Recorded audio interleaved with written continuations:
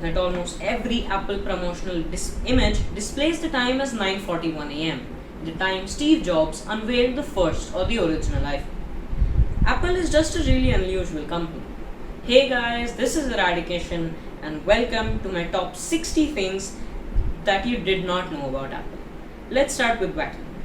There's actually a clause in Apple's terms and conditions that state that you cannot use their products for nuclear missiles or biological weapons.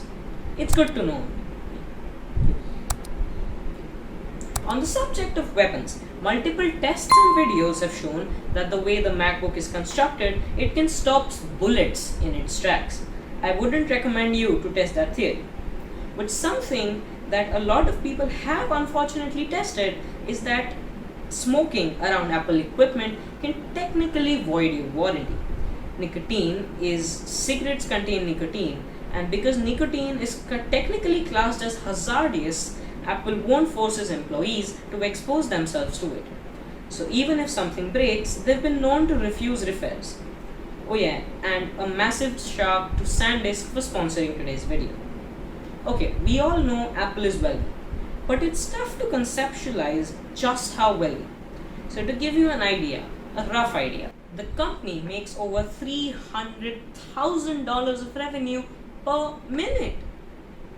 In fact, in 2011, Apple overtook the US government in terms of cash in hand. And what I think is even more impressive is that if you took Apple's current net worth and you donated it, you could give every single person on the earth over $100. Here's a more real-world example of the sheer value Apple originally had. Apple originally had 3 co-founders, and it's a bit of a tragic story, because while Steve probably heard of Steve Jobs and Steve Wozniak, who stuck with the company, there was a third guy, Ronald Wayne.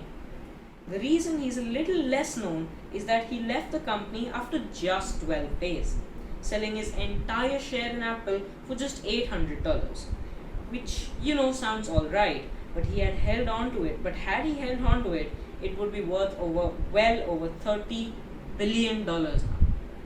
It wasn't always like this. Apple had a pretty difficult start. Money was short, so much that Jobs stole his car and Wozniak had to sell his scientific calculator. Just for fun. There have been a lot of theories as to where the brand name came from. I've heard everywhere from scientific to biblical. But it turns out Jobs had just happened to be on a fruit-only diet at the time, and apples were his favorite food. Their logo, equally as unexpected, started off as a picture of Isaac Newton sitting under a tree. This brand, not known for its contemporary and minimalist presentation, used to be represented by this. It symbolizes the story of Newton discovering gravity by observing how an apple fell from a tree. It's only a year later that it changed to something much more familiar. And to start with, they had this kind of rainbow to reflect their computer. This rainbow was there because their computer was the first to have a multicolor screen, and it was a bite taken out of the apple for no reason other than just to make it clear that it was indeed an apple and not a tomato or some kind. We're not done yet.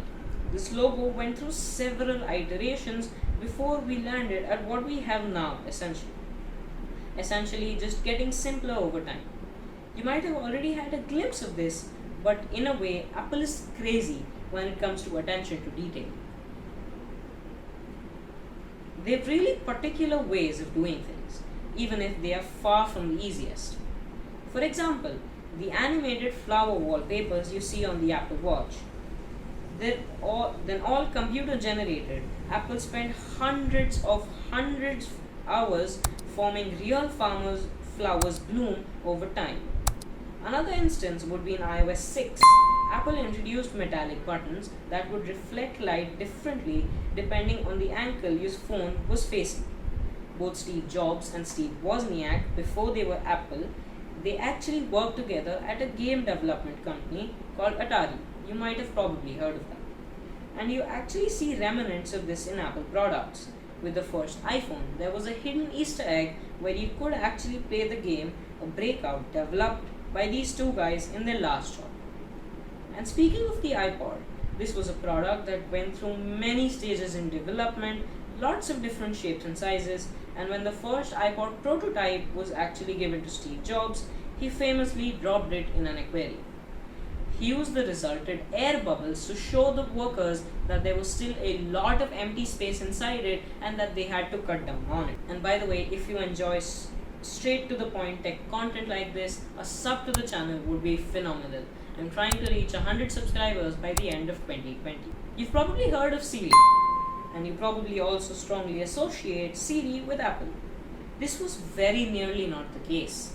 Siri actually released as a standalone app on Apple's App Store and was originally planned to come to both Android and even BlackBerry.